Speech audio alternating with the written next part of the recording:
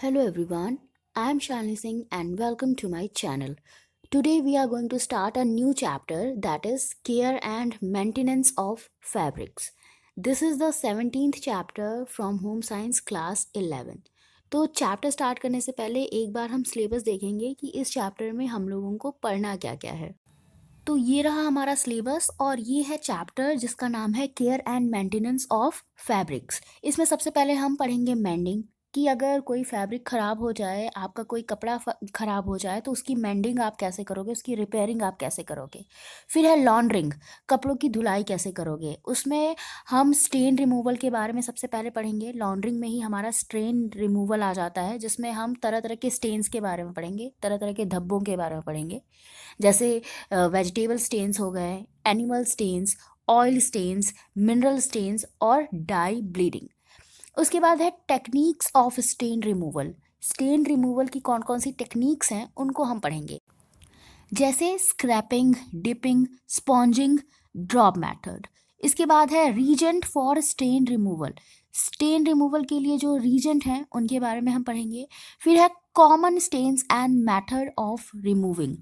कौन कौन से कॉमन स्टेन्स हैं, दाग धब्बे हैं, और उनको कैसे हम किस मेथड का यूज़ करके रिमूव कर सकते हैं। उसके बाद है हमारा रिमूवल ऑफ डर्ट। अगर कोई कपड़ा गंदा हो जाता है तो उसको कैसे आप साफ़ करोगे, उसकी गंदगी को कैसे रिमूव करोगे। द क्लीनिंग प्रोसेस, मतलब ये जो रिमूवल ऑफ डर्ट है, इसमें हम डर्ट की क्लीनिंग प्रोसेस को पढ़ेंगे, जिसमें हम पढ़ेंगे कि सोप्स एंड डिटर्जेंट्स को कैसे यूज़ करना है। फिर है मेथड ऑफ वॉशिंग। कोई भी जब कपड़े का हम डर्ट साफ़ कर रहे हैं तो कौन कौन से वॉशिंग के मेथड हम यूज़ करेंगे, जैसे friction, kneading, squeezing, suction, washing by machine. उसके बाद है फिनिशिंग। अब कपड़े धुल गए तो उनकी फिनिशिंग भी तो करानी पड़ेगी, तो फिनिशिंग के लिए क्या क्या चीज़ें हम यूज़ करेंगे, जैसे ब्लूज़ हो गए एंड ऑप्टिकल ब्राइटनर्स हो गए। तो ये जो ब्लूज़ और ऑप्टिकल ब्राइटनर्स है ना, ये कपड़े में एक तरह की ब्राइटनेस लाते हैं। उसके बाद है स्टार्चेस एंड स्टिफनिंग एजेंट। उसके बाद हम स्टार्चेस के बारे में पढ़ेंगे और कपड़े को कैसे हम कड़ा कर सकते हैं उसके बारे में हम पढ़ेंगे। उसके बाद कपड़े की आयरनिंग होगी, आयरनिंग के बारे में हम पढ़ेंगे। ड्राई क्लीनिंग के बारे में पढ़ेंगे। स्टोरेज ऑफ टेक्सटाइल प्रोडक्ट्स के बारे में पढ़ेंगे कि कैसे टेक्सटाइल प्रोडक्ट को स्टोर किया जाए। Factors affecting fabric care. कौन कौन से ऐसे फैक्टर्स हैं जो कि फैब्रिक केयर को अफेक्ट करते हैं। इन फैक्टर्स में हम यार्न स्ट्रक्चर के बारे में भी पढ़ेंगे, फैब्रिक कंस्ट्रक्शन के बारे में पढ़ेंगे, कलर एंड फिनिशेस के बारे में पढ़ेंगे। तो इन तीनों का असर फैब्रिक केयर के ऊपर पड़ता है, मतलब जैसे कपड़े का धागा होगा उस हिसाब से उसको केयर देंगे, जैसा उसका फैब्रिक का कंस्ट्रक्शन होगा उस हिसाब से देंगे। कलर का भी ध्यान में हम रखते हैं कि कैसे कलर का कपड़ा है। अगर डार्क कलर का कपड़ा है तो उसकी जो केयर होगी वो अलग तरीके से होगी। फिर है केयर लेबल्स। कौन कौन से ऐसे लेबल्स हैं जो कि हमें ध्यान में रखने हैं, जैसे होता है ना कपड़ों पे पीछे लेबल्स बने होते हैं कि ड्राई क्लीन करनी है या नहीं, ब्लीचिंग करनी है या नहीं, तो उसके बारे में, उन लेबल्स के बारे में हमें बताया जाएगा। ठीक है, तो इसी के साथ हमारा ये चैप्टर कंप्लीट हो जाएगा और साथ ही साथ आपकी ये जो बुक है क्लास 11 की होम साइंस की, ये भी कंप्लीट हो जाएगी। ठीक है, तो सिलेबस देखने के बाद हम फिर से आ गए अपने चैप्टर पे। यहाँ पे सबसे पहले हम लर्निंग ऑब्जेक्टिव्स देख लेते हैं कि हम ये चैप्टर क्यों पढ़ रहे हैं और इस चैप्टर को कंप्लीट करने के बाद हमें किस किस चीज़ की नॉलेज मिलेगी। After completing this chapter, the learner will be able to understand the aspects of care and maintenance of different fabrics. तो इस चैप्टर को पढ़ने के बाद जो लर्नर्स हैं ना, वो ये समझ पाएंगे कि क्यों ज़रूरी है डिफरेंट फैब्रिक्स की केयर करना, उनकी मेंटेनेंस करना और किस तरह से उनकी केयर और मेंटेनेंस की जाए। तो डिफरेंट एस्पेक्ट्स के बारे में हम समझेंगे कि जो ये केयर एंड मेंटेनेंस के डिफरेंट डिफरेंट पहलू क्या हैं। Know the procedure of removing different stains. Different different जो स्टेन्स हैं, धब्बे हैं, उनके रिमूवल के प्रोसीजर को भी हम समझेंगे। Identify the process of laundry. Laundry के प्रोसेस को भी लर्नर्स आइडेंटिफाई कर पाएंगे। उसके बाद है describe the role of water, soaps and detergent in laundering. इस चैप्टर को पढ़ने के बाद लर्नर्स जो है ना, वो डिस्क्राइब कर पाएंगे वाटर का रोल, सोप का रोल और डिटर्जेंट का रोल, मतलब इन तीनों का रोल क्या है लॉन्ड्रिंग में, इसको लर्नर्स डिस्क्राइब कर पाएंगे। Describe use and care of the fabric in relation to their properties.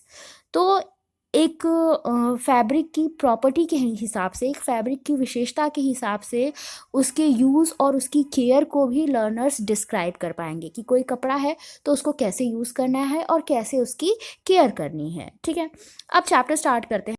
तो यहाँ पे सबसे पहला टॉपिक है इंट्रोडक्शन। देखो, इसमें बताया गया है कि ऑलरेडी आपने एक चैप्टर पढ़ा हुआ है फैब्रिक अराउंड अस, जिसमें हमने फैब्रिक के बारे में पढ़ा। हमने पढ़ा कि कैसे फाइबर से यान बना, फिर यान से फैब्रिक बना। फिर हमने ये भी पढ़ा था कि किस तरह के फैब्रिक पे कैसी फिनिशिंग होती है। ये सब हमने ऑलरेडी पढ़ा है। और हमने ये भी पढ़ा है कि फैब्रिक कितने ज़्यादा इंपॉर्टेंट होते हैं हमारे लिए। ठीक है, तो यहाँ पे देखो वही चीज़ लिखी है कि care and maintenance of fabric products, clothing, furnishing और any other use within the household is very important. तो फैब्रिक किसी भी तरह से यूज़ हो सकता है हमारे घर में। ज़रूरी नहीं कि हम कपड़ा खाली पहनने के लिए यूज़ करते हैं। कपड़े से हम घर की सजावट भी करते हैं, साफ़ सफाई भी करते हैं। तो हर तरह के कपड़े की मेंटेनेंस ज़रूरी होती है। Final selection and purchase of any product or material is largely based on its appearance in term of color and texture, its quality and its functionality। तो जब भी हम किसी भी प्रोडक्ट को खरीदते हैं, चाहे वो कपड़ा हो चाहे कोई सा भी प्रोडक्ट हो, तो हम क्या देखते हैं? हम उसकी अपीयरेंस देखते हैं, उसका कलर, उसका टेक्सचर देखते हैं, उसकी क्वालिटी देखते हैं और उसकी फंक्शनैलिटी देखते हैं। मतलब वो जिस काम के लिए हम खरीद रहे हैं उस काम अच्छे से आएगा कि नहीं। It therefore become very important that their characteristics are retained for the expected life of the material। तो ये ज़रूरी है कि ये सारी कैरेक्टरिस्टिक्स उस मटेरियल में होनी चाहिए। ठीक है, और वो जो मटेरियल है ना वो थोड़ा टिकाऊ भी होना चाहिए। केयर एंड मेंटेनेंस में दस इंक्लूड। तो केयर एंड मेंटेनेंस में क्या क्या चीज़ें इंक्लूड होती हैं वो बताया गया है। तो पहला है keeping the material free of physical damage. तो जब हम केयर एंड मेंटेनेंस करते हैं किसी भी फैब्रिक की, किसी भी मटेरियल की, तो हम ये देखते हैं कि उसको किसी भी तरह का फिजिकल डैमेज ना हो। रिटेनिंग द इट्स अपीयरेंस, मतलब जो भी कपड़ा है, जो भी मटेरियल है, उसकी अपीयरेंस वैसे की वैसी बनी रहे। तो इसमें हम क्या क्या चीज़ें कर सकते हैं अपीयरेंस को वैसा बनाए रखने के लिए? Removal of stains and dirt without damaging its colour. तो सबसे पहले तो कि जो भी गंदगी है, जो भी धब्बा लगा है उस कपड़े पे, उस मटेरियल पे, उसको साफ़ करें। और ये भी ध्यान रखें कि साफ़ करने में मटेरियल का कलर ना जाए। इसके अलावा हम ये भी ध्यान रखते हैं कि कपड़े की ब्राइटनेस वैसी की वैसी बनी रहे, कपड़े की टेक्सचरल कैरेक्टरिस्टिक्स भी वैसे की वैसी रहे। जैसे कपड़े की सॉफ्टनेस भी वैसी की वैसी रहे, स्टिफनेस भी वैसी की वैसी रहे। मतलब कपड़ा वैसे ही भरा भरा लगे। कपड़ा जैसे होता है ना, जगह जगह से कपड़ा फटने लगता है, अ, वो हल्का होने लगता है, तो वो ना हो। क्रिस्पनेस भी कपड़े की बनी रहे। Keeping it free of wrinkle and or retaining creases or removing wrinkles and adding creases where required। तो यहाँ पे ये भी देखा जाता है कि कपड़े को रिंकल फ्री रखा जाए। मतलब जब कपड़े की अपीयरेंस आप ठीक रखना चाहते हो तो कपड़े को आप रिंकल फ्री रखने के लिए आयरनिंग वगैरह करते हो। कपड़े को कपड़े की जो क्रीजेस हैं उसको वैसे का वैसा बनाए रखने की कोशिश करते हो। और जब भी आप आयरनिंग कर रहे हो तो जहाँ पे भी क्रीजेस की ज़रूरत पड़ती है आप उन क्रीजेस को लगाते हो। अब यहाँ पे नेक्स्ट टॉपिक है मेंडिंग। मतलब अगर कपड़ा खराब हो गया है तो उसकी मरम्मत कैसे करें, मेंडिंग कैसे करें। Mending is the general term we use when we try to keep the material free of damage occurring in normal use और ड्यू टू एक्सीडेंट। तो मेंडिंग वही है कि जब भी मान लो किसी कारण से डैमेज हो गया कपड़ा तो उसको कैसे ठीक किया जाए। It includes the following. तो इसमें क्या क्या इंक्लूड होता है? रिपेयरिंग कट्स, टीयर्स और होल्स। तो अगर कहीं पे कट लग गए हैं, कहीं से कपड़ा फट गया है, उसमें होल्स हो गए हैं, तो उसको रिपेयर करना। रिप्लेसिंग बटन्स, फास्टनर्स, रिबन्स, लैसेस और फैंसी अटैचमेंट्स। मान लो कहीं अगर कपड़े की बटन निकल गए हैं तो उसको लगाना, रिबन ख़राब हो गए हैं तो उसको लगाना। जो भी फैंसी अटैचमेंट्स लगी होती हैं कपड़े को शोवर बनाने के लिए, तो वो चीज़ों को ठीक से लगाना, उसको रिप्लेस करना वापस अगर निकल गया है तो। Restitching seams and hems if they open up. तो कहीं पे भी अगर सीम्स और हेम्स ख़राब हो गए हैं तो उसको दोबारा से सिलना। कॉलर ख़राब हो गया है तो उसको दोबारा से सिलना। कहीं से सिलाई वगैरह उखड़ गई है तो उसको दोबारा से सिलना। These are best taken care of as and when they occur. तो जैसे ही कपड़े खराब हों, जैसे ही कपड़े फटें, वैसे तुरंत ही उनको रीस्टिच कर देना चाहिए। अगर तुरंत ही उसको आप ठीक कर दोगे तो वो और ज़्यादा खराब नहीं होगा। It is absolutely essential that they be attended to before laundering, as the strain of washing may lead to greater loss to the fabric। तो अगर मान लो कपड़ा फट गया है, उसमें कोई भी खराबी आ गई है, रीस्टिचिंग करनी है, तो वो धुलने से पहले ही कर लो। क्योंकि जब कपड़ा धुलने लगेगा, फटा है मान लो ऑलरेडी, उसमें कोई होल हुआ है, और फिर उसको आप धुलने लगो, तो धुलने में उसके फटने के चांसेस और बढ़ जाते हैं। हो सकता है वो होल और बड़ा हो जाए, कपड़ा और ज़्यादा ख़राब हो जाए। तो धुलने से पहले ही सारी चीज़ें अच्छे से कर लो, कपड़े की मेंडिंग अच्छे से कर लो। नेक्स्ट टॉपिक है लॉन्ड्री। देखो, जो भी फैब्रिक हम डेली यूज़ करते हैं उनको हम डेली धोते हैं, आयरन करते हैं और उनको एक स्मूथ अपीयरेंस देने की कोशिश करते हैं। Many material often require special treatments to get rid of accidental stains, overcoming the grayness or yellowness that occurs due to repeated washing and adding stiffness and crispness। तो देखो, बहुत सारे मटेरियल ऐसे होते हैं जिनको स्पेशल ट्रीटमेंट की ज़रूरत होती है। मान लो कभी गलती से दाग लग गया तो उसको छुड़ाना, मान लो कपड़ा बहुत ज़्यादा यूज़ कर रहे हो तो कपड़ा येलो हो गया तो उसको ठीक करना, कपड़े में स्टिफनेस ऐड करना या क्रिस्पनेस ऐड करना। जैसे आप रिवाइव वगैरह देते हो ना कपड़े को, तो उसमें क्या होता है, कपड़े के अंदर क्रिस्पनेस आ जाती है। अब लॉन्ड्रिंग में क्या क्या इंक्लूड होता है? देखो, इसमें स्टेन रिमूवल को इंक्लूड किया जाता है, मतलब अगर दाग वाग लग गए हैं तो उनको रिमूव किया जाता है। Preparation of fabric for washing, कपड़ों को धोने के लिए तैयार किया जाता है। Moving dirt from clothes bye washing, कपड़ों से डर्ट को रिमूव किया जाता है। फिनिशिंग फॉर इट्स अपीयरेंस, तो कपड़े की फिनिशिंग भी की जाती है ताकि इसकी अपीयरेंस अच्छी हो सके, तो फिनिशिंग में ब्लूइंग और स्टार्चिंग की जाती है। And finally pressing or ironing for a neat appearance so that they can be stored ready for use। तो यहाँ पे लास्ट में क्या किया जाता है, आयरनिंग की जाती है ताकि उनकी अपीयरेंस अच्छी हो सके और उसको अच्छे से यूज़ किया जा सके। नेक्स्ट टॉपिक है स्टेन रिमूवल। तो अब ये लॉन्ड्री में ही हम सबसे पहले स्टेन रिमूवल के बारे में पढ़ेंगे, ठीक है। लॉन्ड्री के अंदर ही हमारा ये टॉपिक है। A stain is an unwanted mark or coloration on a fabric caused by contact and absorption of foreign matter, which cannot be removed by normal washing process and requires special treatment। तो stand क्या होता है, जो कहीं से भी आके लग जाता है, जो कि बाहरी मटेरियल होता है और वो कपड़े की अपीयरेंस को ख़राब कर देता है, और ये नॉर्मल वॉशिंग से जाता भी नहीं है, इसको स्पेशल ट्रीटमेंट की ज़रूरत होती है। In order to use the right procedure for removing the stain, it is important to identify the stain first। तो सबसे पहले ही जब स्टेन को रिमूव करने के लिए आप जाते हो, तो सबसे पहले आप क्या करते हो, आप आइडेंटिफाई करते हो कि स्टेन किस टाइप का है, दाग किस चीज़ का है। आइडेंटिफिकेशन में be done on the basis of colour, smell and feel. तो जो स्टेन है उसके कलर को, उसकी स्मेल को देख के आप पता लगा सकते हो कि किस चीज़ का दाग है। कभी कभी इसको छू के फील करके भी बता सकते हो कि किस चीज़ का दाग लगा है। तो स्टेन को डिफरेंट कैटेगरीज में आप रख सकते हो। तो पहला है वेजिटेबल स्टेन, जैसे टी, कॉफ़ी, फ्रूट और वेजिटेबल्स, इनका अगर स्टेन है तो उसको वेजिटेबल स्टेन के अंदर हम रखेंगे। These stains are acidic by nature and can be removed by alkaline medium. जो एसिडिक स्टेन्स होते हैं ना, उनको हम एल्कलाइन मीडियम के द्वारा ही रिमूव कर पाते हैं। तो मतलब अगर जो स्टेन है उसका नेचर एसिडिक है तो उसके लिए हमको एल्कलाइन मीडियम का यूज़ करना पड़ेगा, ठीक है।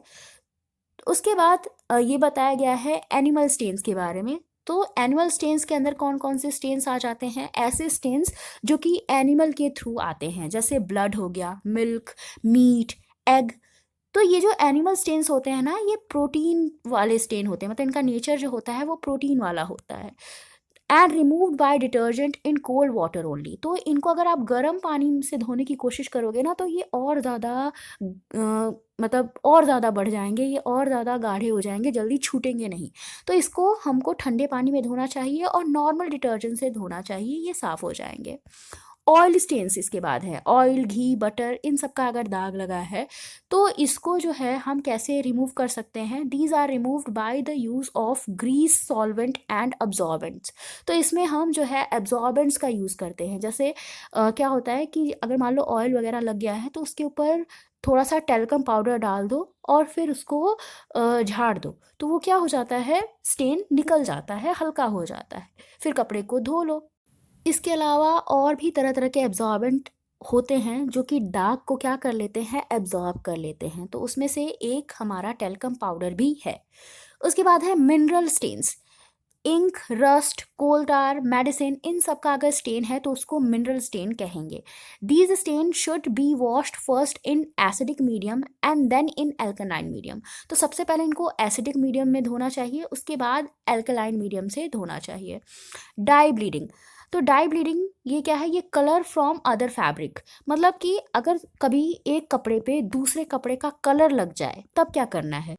These stains can be removed either by dilute alkalis or acids depending on the fabric type। तो इनको एल्कलाइन से भी धोया जा सकता है और एसिड से भी धोया जा सकता है, डिपेंड करता है फैब्रिक के टाइप पे। तो यहाँ पे कपड़े के टाइप के हिसाब से आप मीडियम को चूज़ करोगे। अब है removal of stains general consideration. तो जब हम स्टेन रिमूवल की ओर जाते हैं तो क्या क्या चीज़ें हमको ध्यान में रखनी है।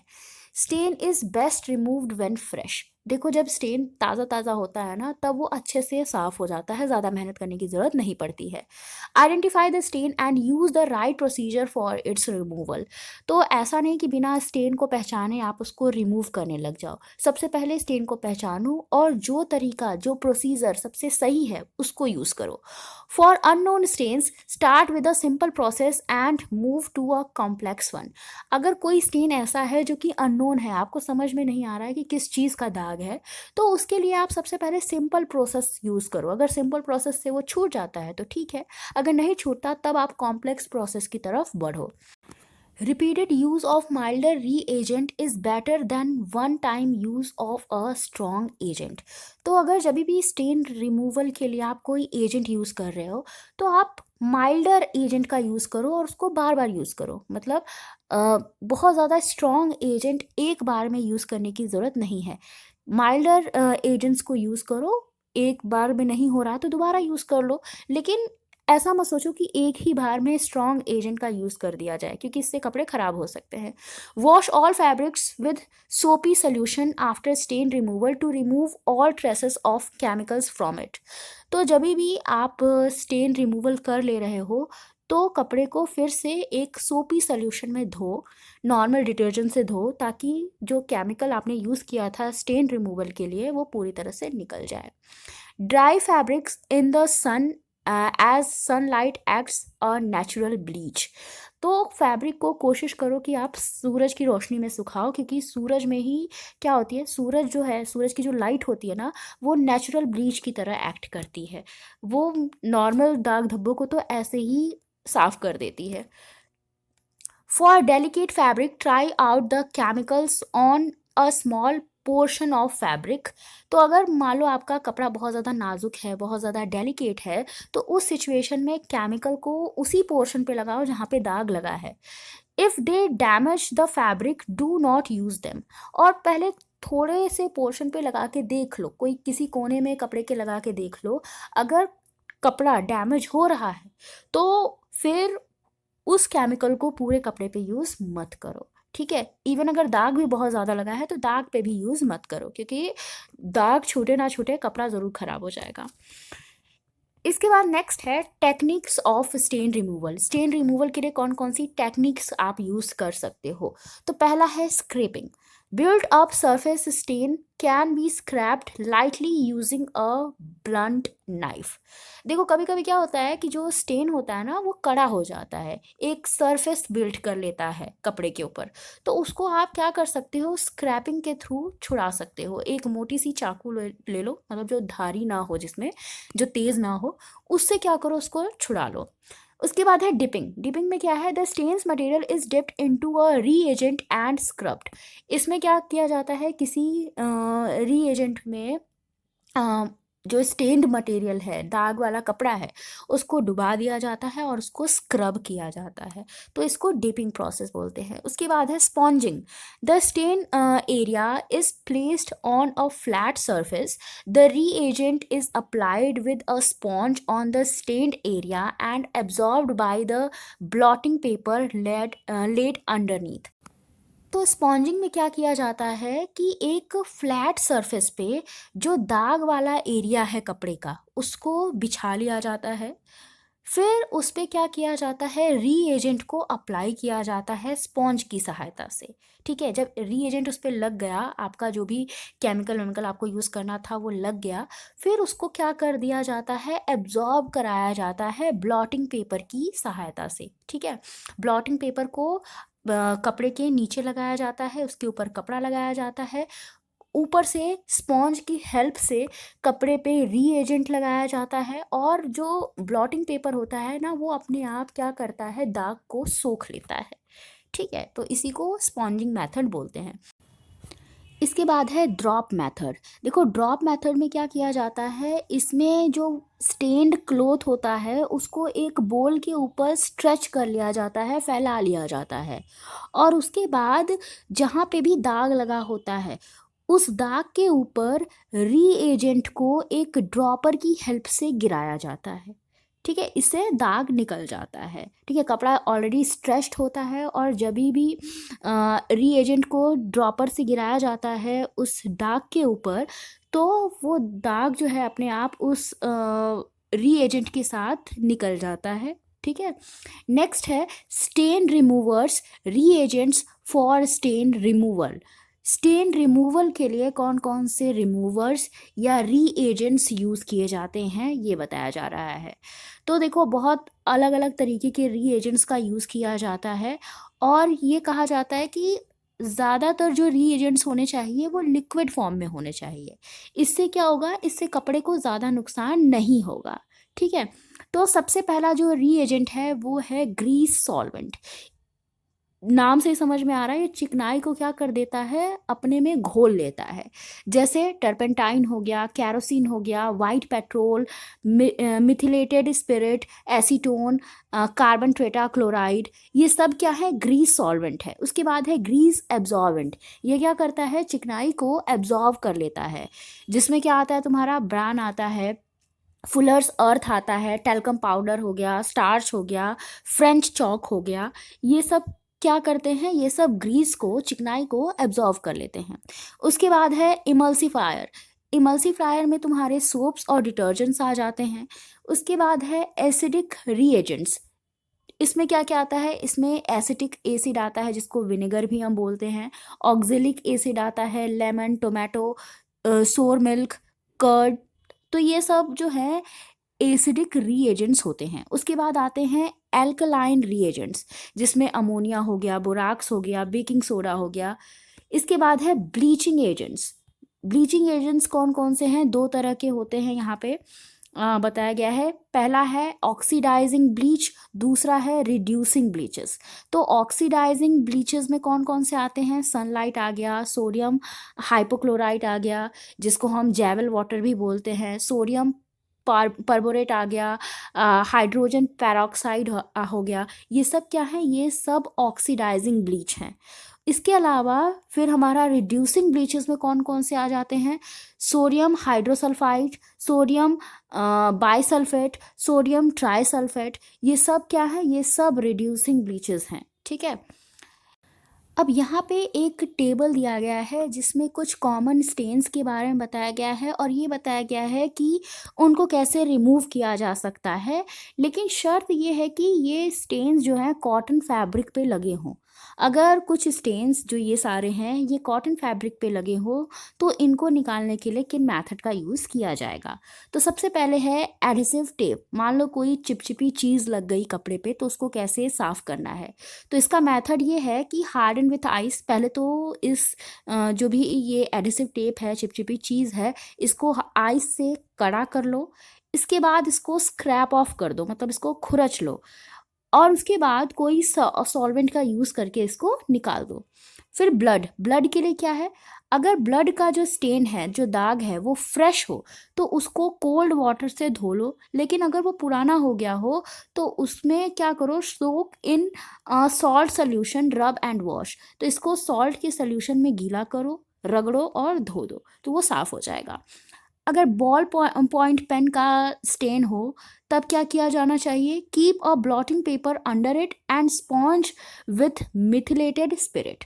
तो कपड़े के अंदर पहले क्या रख लो, ब्लॉटिंग पेपर रख लो, ऊपर से, कपड़े के ऊपर से एक स्पॉन्ज की हेल्प से मिथिलेटेड स्पिरिट लगाओ। तो क्या होगा, जो तुम्हारा दाग होगा बॉल पॉइंट पेन का, वो कहाँ चला जाएगा, ब्लॉटिंग पेपर पे चला जाएगा, कपड़े से हट जाएगा। कैंडल वैक्स, अगर कैंडल वैक्स गिर गई हो कपड़े पे तब क्या किया जाना चाहिए, सोक इन कोल्ड वाटर इमिडिएटली, तुरंत कपड़े को कोल्ड वाटर में भिगा दो।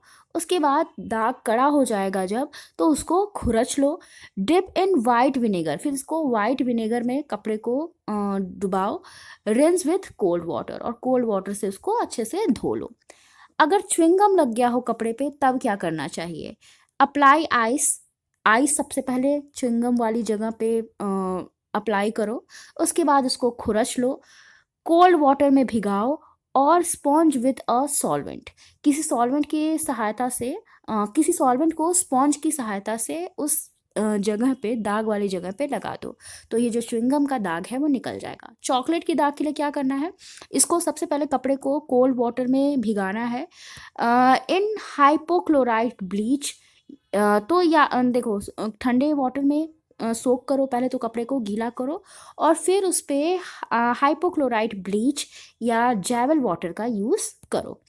कड़ी, कड़ी का अगर दाग लग गया हो, जिसमें आपको पता है कड़ी में क्या यूज़ होता है, टर्मरिक यूज़ होता है और ऑयल यूज़ होता है, तो अगर इन सब का दाग हो, कड़ी का दाग, हल्दी का दाग या तेल का दाग, तो उसमें क्या करना है तुमको, सबसे पहले तो wash with soap and water, bleach in sun. इसको क्या करो, कपड़े को नॉर्मली सोप और वाटर से धो के सन की रोशनी में सुखा दो, क्योंकि हमें पता है कि जो सनलाइट होती है ना, वो नेचुरल ब्लीच होती है, वो कपड़े को क्या कर देती है, हल्का फुल्का जो दाग होता है कपड़े का, वो ऐसे ही सनलाइट में ही गायब हो जाता है। तो ये सनलाइट में इसको रखो कपड़े को। अगर वैसे नहीं साफ हो रहा है तो आप क्या कर सकते हो, clip blotting paper under fresh stain and iron it. जो दाग वाली जगह है उसके नीचे ब्लॉटिंग पेपर रखो, और फिर दाग वाली जगह को प्रेस कर दो, आयरन कर दो। Then wash with soap and water, उसके बाद कपड़े को सोप एंड वाटर से धो लो, दाग निकल जाएगा। लेकिन अगर ओल्ड स्टेन हो, स्टेन पुराना हो गया हो, तो it can be removed by soaking in javel water. तो जैवल वाटर में कपड़े को सोक करने से भी तुम्हारा जो है करी का पुराना स्टेन निकल सकता है। अब एग की बात करते हैं। देखो, एग क्या है, प्रोटीन वाली चीज़ है, तो इसको हम वार्म वाटर में तो बिल्कुल भी नहीं धुलेंगे, इसको हम ठंडे पानी में धुलेंगे। तो wash with cold water, wash with soap and Luke warm water, मतलब हल्का गुनगुना पानी से अगर धो सकते हो तो धो दो, एग का जो निशान है, जो दाग है, वो निकल जाएगा। फ्रूट्स एंड वेजिटेबल्स के अगर दाग हों तब क्या करना चाहिए, apply starch paste on fresh stain. अगर स्टेन जो है वो फ्रेश है, मतलब अभी नया नया स्टेन लगा है, ताज़ा धब्बा है, तो स्टार्च उस पर अप्लाई कर दो और रब करो। स्टार्च जानते हो ना, जो आटे का चोकर होता है, उसको क्या करो, रब कर दो उस दाग वाली जगह पे, और फिर कपड़े को धुल दो, दाग छूट जाएगा। और इसके बाद भी अगर दाग नहीं जा रहा है तो बोराक्स, साल्ट और हॉट वाटर का यूज़ करो इसको रिमूव करने के लिए। उसके बाद नेक्स्ट है ग्रीस। ग्रीस का स्टेन अगर लग गया हो तब क्या करोगे, कपड़े पे तेल वगैरह, ग्रीस वगैरह, चिकनाई लग गई हो तो क्या करोगे, डिप इन और sponge with grease solvent. Grease solvent का यूज़ कर सकते हैं, ग्रीस सॉल्वेंट में हम इसको डिप कर सकते हैं, या इस पे स्पॉन्ज की हेल्प से सॉल्वेंट को लगा सकते हैं। तो ग्रीस सॉल्वेंट कौन से हैं तुम्हारे, पेट्रोल हो गया, स्पिरिट हो गया, या कैरोसिन ऑयल हो गया। इसको लगाने के बाद wash with hot water and soap, कपड़े को धो लो गर्म पानी और साबुन से। और इसके अलावा आप क्या कर सकते हो, apply starch paste and dry in shade. कपड़े पे जो दाग लगा है उस जगह पे स्टार्च का पेस्ट लगाओ और कपड़े को शेड में, छाया में सुखाओ। After doing it 2 to 3 times it will be removed. तो 2-3 बार करने के बाद ये जो दाग है ना वो चला जाएगा। मतलब 2-3 बार ऐसा प्रोसेस को कंटिन्यू करो कि स्टार्च लगाओ, फिर इसको ड्राई करो, कहाँ पे, शेड में। या फिर आप क्या कर सकते हो, soak in javel water and wash with soap and water. Javel water में कपड़े को सोक कर सकते हो और फिर कपड़े को धो सकते हो सोप एंड वाटर से। इससे भी ग्रीस का जो निशान है वो चला जाएगा। इंक का अगर दाग लग गया हो तब क्या करोगे? अगर स्टेन तुम्हारा फ्रेश है तो ये नॉर्मल पानी से और सोप से निकल जाएगा। अप्लाई लेमन जूस, कर्ड और सोर milk and salt and dry. तो आप इसके अलावा अगर ऐसे नहीं निकल रहा है तो आप लेमन जूस लगा सकते हो दाग के ऊपर, दही लगा सकते हो, खट्टा दूध, फटा हुआ जो दूध होता है वो लगा सकते हो, सॉल्ट लगा सकते हो और इसको फिर सुखा सकते हो, ये निकल जाएगा। या फिर आप जेवल वाटर को भी लगा सकते हो, इससे भी इंक का दाग चला जाएगा। या फिर आप क्या कर सकते हो, इस पे पोटेशियम परमैंगनेट का सोल्यूशन रब कर सकते हो, रगड़ सकते हो और फिर कपड़े को डिप कर सकते हो ऑक्जेलिक एसिड में। आइसक्रीम का दाग लग गया हो तब क्या करोगे? Sponge with a grease solvent, grease solvent में इसको क्या कर सकते हो, स्पॉन्ज कर सकते हो। वॉश इन हॉट सोपी वाटर, फिर इसको हॉट सोपी वाटर में धो सकते हो जिससे आइसक्रीम का स्टेन चला जाएगा। लिपस्टिक का दाग लग गया तो अब क्या करोगे? सोक इन मिथिलेटेड स्पिरिट, मिथिलेटेड स्प्रीट में इसको क्या कर सकते हो, दाग को गीला कर सकते हो और फिर wash with soap and water, साबुन और पानी से धो सकते हो। या फिर आप उस पर ग्लिसरीन रब कर सकते हो और उसको फिर पानी और साबुन से धो सकते हो। मेडिसिन का दाग लग जाए तब क्या करोगे? होता है ना जो सिरप वगैरह होती हैं, अगर वो गिर जाए कपड़े पे तब क्या करोगे? इसको उस समय क्या करना है तुमको, कपड़े को जो स्टेन वाली जगह है उसको मिथाइल अल्कोहल में डिप करना है, या तो किसी जो ऑक्जेलिक एसिड का डाइल्यूट सोल्यूशन है उसमें कपड़े को डिप करना है। पूरे कपड़े को नहीं डिप करना, सिर्फ दाग वाली जगह को डिप करना है। उसके बाद कपड़े को धो लेना है गर्म पानी से। इसके अलावा अगर मिल्ड्यू लग जाए, मतलब ओस का दाग लग जाए कपड़े पे तब क्या करोगे? कपड़े को या दाग वाली जगह को हाइपोक्लोराइट ब्लीच से स्पॉन्ज करोगे। स्पॉन्ज की सहायता से कपड़े पे हाइपोक्लोराइट ब्लीच लगा दोगे। मिल्क और क्रीम का दाग लग जाए तब क्या करोगे? Sponge with solvent, wash in cold water. Solvent से, किसी भी सॉल्वेंट से हम क्या करेंगे, इसको स्पॉन्ज करेंगे, उसके बाद उसको धो लेंगे, किससे? कोल्ड वाटर से। पेंट और पॉलिश अगर लग जाए तब क्या करोगे? रब विथ कैरोसिन एंड और टर्पेंटाइल ऑयल। तो कैरोसिन रब कर दो पेंट वाली जगह पे जहाँ पे पेंट लगा है, या टर्पेंटाइल ऑयल भी आप क्या कर सकते हो, रब कर सकते हो। इसके अलावा आप क्या कर सकते हो? Bleach with sodium thiosulphate. तो सोडियम थायोसल्फेट के साथ आप उस कपड़े को ब्लीच भी कर सकते हो, उस दाग वाली जगह को ब्लीच करोगे, पूरे कपड़े को ब्लीच नहीं करोगे। रस्ट, अगर जंग का दाग लग गया हो तब क्या करना है? Soak in oxalic acid and rub. Oxalic acid में दाग को सोक करो, फिर उसको रब कर दो। या फिर treat as for ink stain. Ink stain को निकालने के लिए जो मेथड हमने अप्लाई किया था वही मेथड यहाँ पे भी हम अप्लाई करेंगे रस्ट के स्टेन को निकालने के लिए भी। इसके बाद है स्कॉच। स्कॉच यानी कि अगर मान लो जलने वगैरह का दाग लग गया हो, कपड़े पे झुलसने का दाग लग गया हो तो उस समय क्या करोगे? Sponge with hydrogen peroxide. Hydrogen peroxide से पेरोक्साइड को उस पे स्पंज की सहायता से हम लगाएंगे। Stain with not be removed if fibre has been damaged. अब ये ध्यान रखना है कि अगर फाइबर डैमेज हो गया है तो स्टेन रिमूव नहीं होगा, ठीक है? तो ये आप तभी कर सकते हो, हाइड्रोजन पेरोक्साइड तभी यूज़ कर सकते हो जब कपड़ा आपका डैमेज ना हुआ हो, फाइबर डैमेज ना हुआ हो। अगर कपड़े के रेशे खराब हो चुके हैं, फाइबर डैमेज हो चुका है, तब आप उसको साफ नहीं कर सकते, वो दाग कभी नहीं जाएगा, ठीक है? अब यहाँ पे नोट में क्या लिखा है? These are the methods of removing stain from white cotton fabric. तो ये मैथड जो है सिर्फ और सिर्फ वाइट कॉटन फैब्रिक के लिए ही बताया गया है। Suitable precautions should be taken when applying on other fibres और ऑन कलर्ड मटेरियल। तो अगर किसी अदर फाइबर पे आपको ये मेथड यूज़ करना है तो थोड़ा प्रिकॉशंस आपको लेना पड़ेगा। और अगर कलर्ड मटेरियल पे, कलर्ड फैब्रिक पे ये मेथड्स आपको यूज़ करना है तो आपको उसके लिए थोड़ा अलग से प्रिकॉशन लेना पड़ेगा। इसके बाद कहा जा रहा है कि stain removal is the preparatory step in laundry. तो लॉन्ड्री में जो स्टार्टिंग के स्टेप्स होते हैं वो उन स्टेप्स में आता है तुम्हारा stain removal. It must be followed by washing or dry cleaning, and all traces of chemical used should be removed. तो इसके अलावा मतलब जब आप स्टेन रिमूवल कर लेते हो उसके अलावा कपड़े को अच्छे से धोना चाहिए, और या फिर ड्राई क्लीनिंग अगर करनी है कपड़े की तो ड्राई क्लीनिंग भी की जानी चाहिए, ताकि जो भी केमिकल यूज़ किए गए हैं स्टेन रिमूवल के लिए वो सारे केमिकल कपड़े से रिमूव हो सके। ठीक है, अब नेक्स्ट टॉपिक है हमारा removal of dirt, the cleaning process. तो इसको हम नेक्स्ट वीडियो में पढ़ेंगे। आई होप जो भी हमने आज पढ़ा वो सब आपको समझ में आया हो। वीडियो अच्छा लगा हो तो लाइक कर देना, शेयर कर देना और चैनल को सब्सक्राइब कर देना। और अगर कोई डाउट हो तो कमेंट सेक्शन में पूछ भी सकते हो आप। Thank you for watching.